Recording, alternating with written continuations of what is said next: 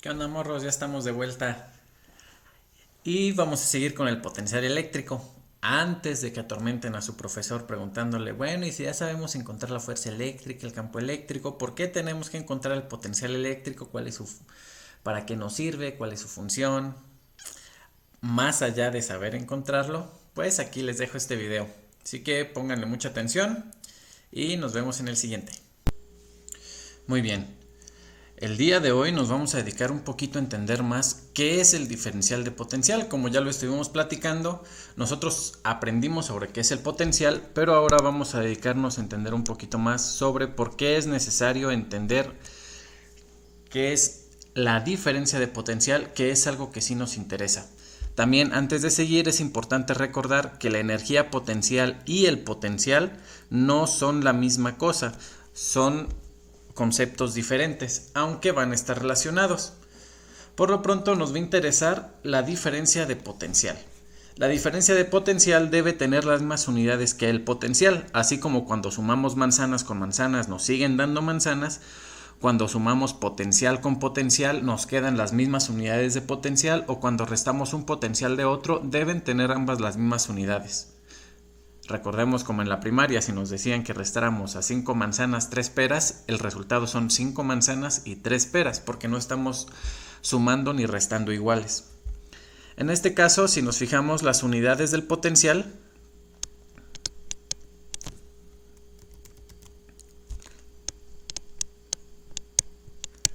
deben ser los joules por coulomb, como ya lo explicamos en el video anterior. De manera que las unidades de la diferencia de potencial van a ser los joules por coulomb. También debemos recordar que los joules por coulomb también se van a conocer como voltaje, como volts, perdón. Y esas son las unidades para la diferencia de potencial, joules por coulomb o volts. Por otro lado, vamos a tener una relación entre la energía y la diferencia de potencial. En este caso sabemos que la energía electrostática va a ser la carga a la cual se está sometiendo una diferencia de potencial. De este modo nosotros vamos a conocer la energía electrostática necesaria para mover esa carga o ese objeto cargado a través de esa diferencia de potencial. Va a ser el trabajo que va a estar realizando la diferencia de potencial, o que vamos a realizar en contra de la diferencia de potencial para ir de un lado a otro. También es necesario recordar que la diferencia de potencial me va a generar un movimiento de carga eléctrica. En este caso, si Φ2 es mayor que Φ1, vamos a tener que las cargas positivas se van a mover de donde hay más potencial a donde hay menos. Igualito como cuando platicábamos de una persona que estaba ubicada en la azotea de una casa, si ésta se sigue moviendo, va a llegar a este punto donde la diferencia de energía potencial o la energía de potencial gravitacional va a ocasionar que esta persona caiga. Ahora, el campo eléctrico, en este caso E, vamos a separar estas dos ideas. E va a ser, o lo vamos a estar definiendo como el campo eléctrico. Noten que aquí no estoy utilizando la forma vectorial, solo estoy hablando de la magnitud del campo eléctrico. Yo sé que el campo eléctrico va a estar relacionado con la diferencia de potencial sobre una diferencia de posición. Esto lo estoy haciendo únicamente para una dimensión, para entender la idea, y después podemos seguir avanzando. La idea en este caso es que la magnitud del campo eléctrico va a estar relacionado con menos la diferencia de potencial. ¿Por qué? Porque yo sé que el campo eléctrico como vector va a ser una carga, yo sé que la fuerza que mueve una carga positiva es la carga positiva por el campo eléctrico. Y noten que las cargas se mueven en la dirección en la que las está moviendo la fuerza, ¿no? Y estas tienen o apuntan en la misma dirección que el campo eléctrico. Por lo tanto, como Φ2 menos Φ1 me dice de dónde hay más potencial a donde hay menos, y yo sé que las partículas se mueven en la dirección de donde hay más a donde hay menos, entonces tengo que poner este signo negativo, que me va a indicar la dirección del movimiento de las cargas. En este momento, fíjense que estoy mezclando dos conceptos. Por un lado, aquí estoy hablando de cosas escalares, es decir, de numeritos, y aquí estoy hablando de vectores, como la fuerza y el campo eléctrico. Si yo quisiera decir cuál es la dirección del campo eléctrico, tendría que decir que esto sería la diferencial del potencial eléctrico sobre la diferencia de posición en la dirección en la cual estoy haciendo el cambio de posición. Sería todo lo que tendría que especificar. ¿En qué dirección me estoy moviendo? Fíjense que aquí R lo pongo como vector unitario.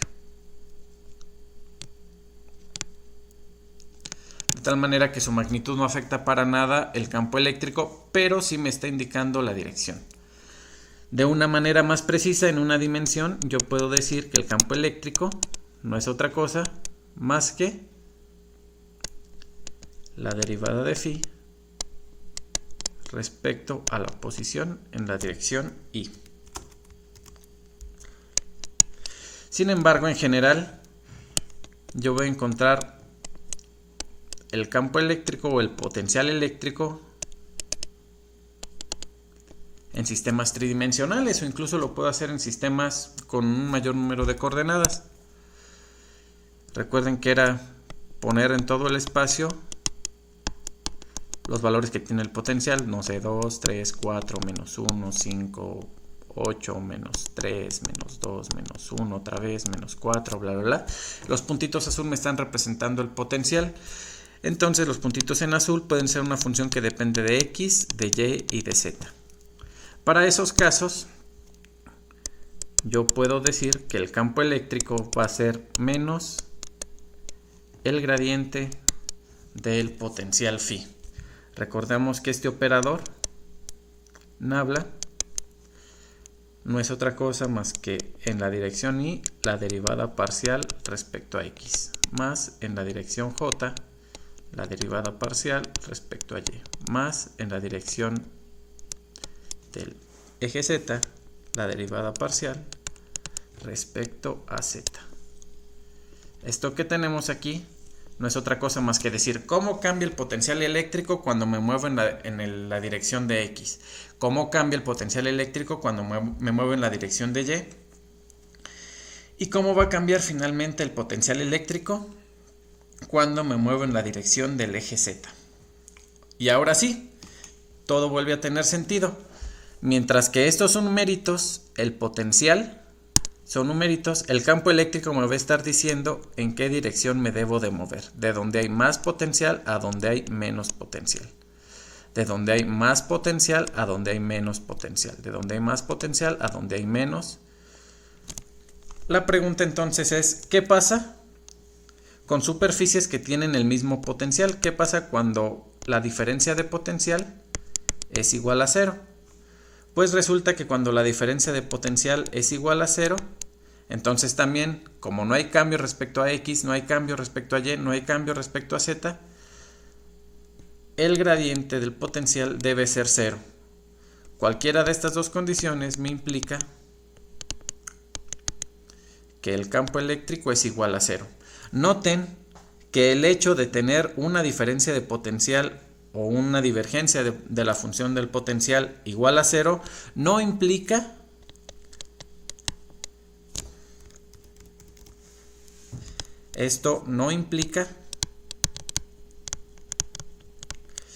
que el potencial sea igual a 0. Lo que debe implicar es que el potencial es una constante. A las superficies que tienen potencial constante se les conoce como superficies equipotenciales, pero ese es tema de otro video y de hecho se analizará posteriormente. Ahora, algo importante de mencionar es que en general nosotros sabemos que para que un objeto se mueva se requiere una fuerza. En particular, si estamos hablando de fuerzas eléctricas, las fuerzas eléctricas vienen de que existe un campo eléctrico y una carga diferente de cero. Si tengo un campo eléctrico y una carga diferente de cero, voy a tener movimiento de cargas. Entonces, ahora lo que voy a estar obteniendo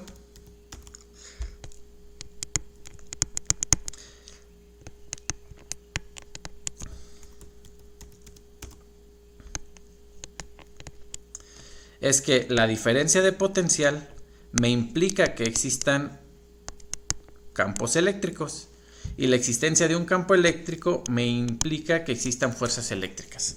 Entonces, en particular, para yo tener cargas en movimiento, voy a necesitar forzosamente una diferencia de potencial. ¿Esto cómo lo consigo? Pues la forma más sencilla y que todos conocemos en general son estos cambios de potencial que se generan a partir de reacciones químicas, como las baterías que usualmente compramos en la tienda para hacer funcionar nuestros dispositivos, o por ejemplo tenemos la conexión a la corriente eléctrica en todos nuestros hogares que permite cargar la computadora, permite prender el televisor, permite usar el microondas, la cafetera, bla, bla, bla. Todo esto depende de cómo hacemos que se generen corrientes a partir de movimiento de cargas, y eso se logra a partir de una fuerza eléctrica. La fuerza eléctrica viene de un campo eléctrico y el campo eléctrico con el cual hacemos que las cargas se muevan viene de una diferencia de potencial.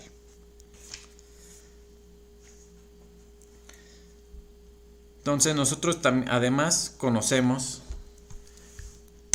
que la energía eléctrica va a estar dada por esta relación, que es la carga por el voltaje. Y en particular hay unas unidades muy importantes que son los electronvolts. Estas de aquí me miden energía.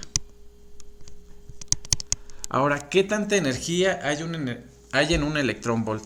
Pues un electronvolt es la energía necesaria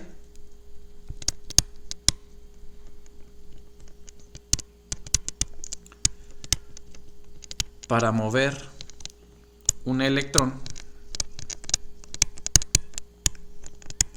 en una diferencia de potencial